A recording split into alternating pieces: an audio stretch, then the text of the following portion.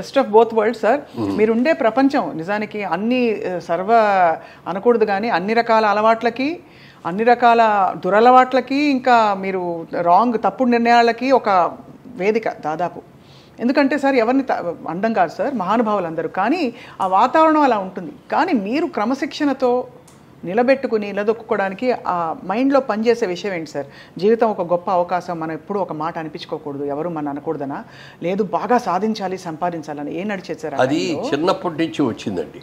మనం ఎవరిని తప్పుగా చూడకూడదు, ఎవరితోనూ విమర్శించబడకూడదు, ఎవరిని మన వేలెత్తి చూపకూడదు అనేది చిన్నప్పటి నుంచి కూడా ఉంది. దాని మూలంగా ఏంటంటే ఎంత రాముడు మంచివాడు అంటారే, అలా రాముడు మంచివాళ్ళు చదువుకునే రోజుల్లో కానీ కాలేజీలో రోజుల్లో కానీ అన్నీ అలాగే చేసేవాడిని. బిజినెస్లోకి వెళ్ళాక కూడా బిజినెస్ పక్కాళ్ళందరూ ఎలా చేస్తారు, నేను కొత్తగా దిగాను అందులో. అప్పటికి నాకు సంబంధం లేని బిజినెస్లో దిగాను అనమాట. Electric motors, oil engines. గోర్ పని ఎప్పుడు అనిపించలేదా అప్పుడు? అంటే సంపాదన మీద పెట్టారు కంప్లీట్ మైండ్ అంతా. నాకు కావాల్సింది అదే కదా. డే అండ్ నైట్ వర్క్ చేశాను. కంపెనీ ప్రాఫిట్లోకి తీసుకొచ్చిన తర్వాత ఒక రోజున ఆయనే పిలిచి అన్నారు, నా షేర్ వదిలేద్దాం అనుకుంటున్నాను, నువ్వు తీసుకుంటావు అని. నా దగ్గర డబ్బులు లేవు కదండి అన్న. చూసుకో మరి, నన్ను ఎవరెవరో వచ్చి అడుగుతున్నారు, వారం రోజులు టైం ఇస్తున్నా, నువ్వు కనుక తీసుకోగలిగితే నువ్వే తీసుకో, ఫస్ట్ ప్రోడక్ట్స్ నీకు 10 రూపాయలు తక్కువగా నేను నీకే ఇస్తాను, లేదంటే బయట వాళ్ళ ఆఫర్ ఉంది, మంచి ఆఫర్ అయింది ఇచ్చేస్తాను. ఏం చేయాలో తెలియదు, డబ్బులు ఎవరిని అడుగుతాం. ఇంటికి వెళ్ళి కూర్చొని ఆలోచిస్తాను, ఏం చేద్దామని ఆలోచిస్తా అంటే నా వైఫ్ అడిగింది, ఏంటి ఆలోచిస్తారు సీరియస్ కింద అని. చూస్తాను, ఏం లేదు మామూలుగానే ఉన్నాను, ఏమైనా ఆఫీస్లో ఏమైనా జరిగిందని. ఏమీ జరగలేదు, శుభ్రంగా ఉన్నాను. లేదు మీరు ఏదో ఆలోచిస్తారు చెప్పండి. అప్పుడు చెప్పాను, ఇట్లా చిన్నాన్నగారికి ఆఫర్ ఇచ్చారు, మరి ఆఫర్ ఇస్తే తీసుకోవచ్చు కదా అని. నా దగ్గర డబ్బులు అయ్యి తీసుకోవడానికి, నా దగ్గర డబ్బులు లేవు కదా అన్న. మా నాన్నగారు మా అమ్మ నాన్నగారు నాకు 5 ఎకరాల పొలం ఇచ్చారు, అది అమ్మేద్దాం, అది అమ్మేసి అది బిజినెస్ పెట్టుకుందాం అంటే నేను దానికి ఒప్పుకోలే. ఆడపిల్లలకి ఒక ఇదిగా ఇస్తారు తల్లిదండ్రులు, రాబోయే రోజుల్లో కుటుంబం ఏదైనా కూడా అమ్మాయి బాధపడకూడదని ఇస్తారు. దాన్ని అమ్మటం అనేది నాకు ఇష్టం లేదు. బిజినెస్ అన్న తర్వాత లాభం రావచ్చు, నష్టం రావచ్చు.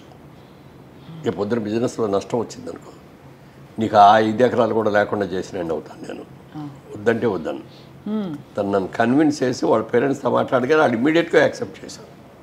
అబ్బాయి బుద్ధిమంతులు శుభ్రంగా చేసుకుంటున్నాడు, మళ్ళీ తీసుకొని మీకు ఇచ్చిందే కదా అని వాళ్ళే వెంటనే అమ్మిపెట్టి డబ్బులు కూడా కొంచెం. ఆ విధంగా అదే కంపెనీలో మరి 50% షేర్ ఉంటుంది. అక్కడక్కడి నుంచి అంచెలంచెలుగా అక్కడి నుంచి అది బాగా బిజినెస్ డే అండ్ నైట్ చేసేవాడిని. అలా చేస్తున్న టైంలో నాకు సినిమా ఇండస్ట్రీలో చాలామంది ఫ్రెండ్స్ ఉన్నారు. నేను కాలేజీలో నేను చదువుకునే రోజుల్లోనే కృష్ణ గారు నా క్లాస్ ఇద్దరు పక్కనే కూర్చునేవాళ్ళు. అంటే కొంచెం బుద్ధిమంతుల్ని అలా చేయని వాళ్ళందరూ ముందు కూర్చోబెట్టేవారు ముందు బెంచ్లో. కృష్ణ గారు బుద్ధిమంతులా సార్? బాగా కుస్తీ కాదు. ఎంత బుద్ధిమంతులు అంటే బాగా మంచి, చాలా అందగాడు, మంచి గిరదాల జుట్టు, వైట్ డ్రెస్ వేసుకునేవాడు, అసలు తెల్లగా ఉండేవాడు మనిషి. వచ్చి చూడంగానే అబ్బా అనిపించేవాడు అనమాట.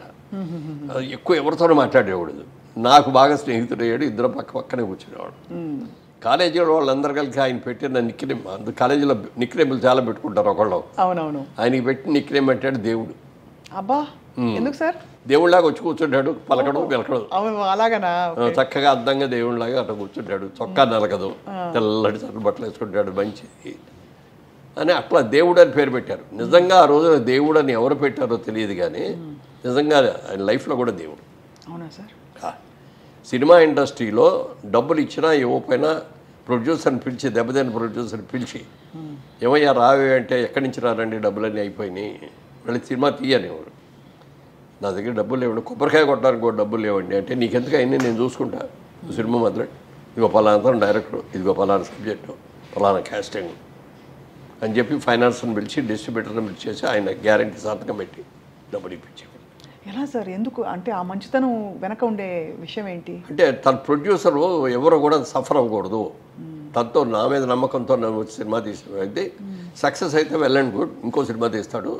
ఫెయిల్ అయిన అతన్ని ఆదుకోవాలి మనం అని చెప్పి అట్లా తీసుకొని వాళ్ళని ఎంతోమందిని అట్లా ఆదుకున్నాడు ఆయన కృష్ణ గారు.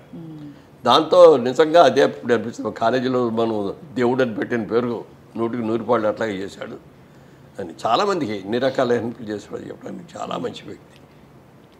మీరు వారు దాదాపు ఒకటే టైంలో వచ్చారా సార్ సినిమా ఇండస్ట్రీ? కాదు, వారు ముందు. ఆయన సినిమా మేము చదువుకున్న రోజుల్లోనే డైరెక్టర్ తిలక్ గారు అని ఒక ఆయన వచ్చారు. అంతకుముందు నాగేశ్వరరావు గారు వజ్రోత్సవం జరిగింది. 60 సినిమాలు పూర్తయిన తర్వాత చాలా పెద్ద ఎత్తున చేసి మా ఏలూరు కాలేజీకి కూడా గెస్ట్గా వచ్చారు ఆయన. వచ్చినప్పుడు ఆయన దగ్గర ఎంబడబడి అందరూ కూడా అప్పుడు లేవు కదా, సెల్ ఫోన్ లేవు కదా, ఫోటోలు గిటోలు లేవు. అందరూ ఈ ఆటోగ్రాఫ్ బుక్లు పుచ్చుకొని ఆటోగ్రాఫ్లు చేసుకునేవారు. అదంతా చూడంగానే ఇతనికి మనసులో పడింది. అది నేను కొంచెం అందంగానే ఉంటాను, నేను కూడా సినిమా యాక్టర్ని అయితే నాకు కూడా ఇట్లాగే ఇంత ఫ్యాన్ ఫాలోయింగ్ వస్తుంది కదా అని ఫస్ట్ ఇది దాంట్లో వచ్చింది.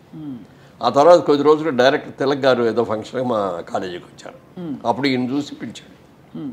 ఈయన సినిమాల్లోకి వస్తావా అన్నాడు. వస్తారు సార్ అన్నాడు చాలా ఆనందంగా.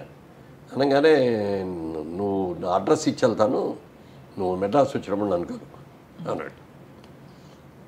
ఈ లోపల చదువు డిగ్రీ పూర్తి చేశాడు ఆయన. పూర్తి చేసి మెడ్రాస్ వెళ్ళిపోయాడు. మెడ్రాస్ వెళ్తే నేను అప్పుడు తీసిన సినిమా అయిపోయింది, ఇప్పుడు ఆన్ హ్యాండ్ ఏది లేదు, మళ్ళీ నెక్స్ట్ సినిమా మొదలుపెట్టినప్పుడు ఇస్తాను, ఆ లోపల అప్పుడు దాకా నాటకాలు వేస్తూ ఉండేవారు. అట్లా సోమన్ బాబు ఈయన ఇంకా కొంతమంది కలిసి నాటకాలు వేసేవారు. అలా అయ్యాడు. నేను ఆయన వెళ్ళిన తర్వాత దాదాపు 10 ఏళ్ల తర్వాత వెళ్ళాను. ఆయనేమో సినిమాల్లోకి వెళ్ళాడు, నేనేం బిజినెస్లోకి వెళ్ళాను. టచ్లో ఉండేవారు. నేను మా బిజినెస్కి అంతా హెడ్ క్వార్టర్స్ మాకు కోయంబత్తూరు. అక్కడ మ్యానుఫ్యాక్చర్ అవుతాయి అన్నమాట ఆయిల్ ఇంజన్స్, మోటార్స్ ఆయిల్. నేను ఫ్రీక్వెంట్గా కోయంబత్తూరు వెళ్ళేవాడిని.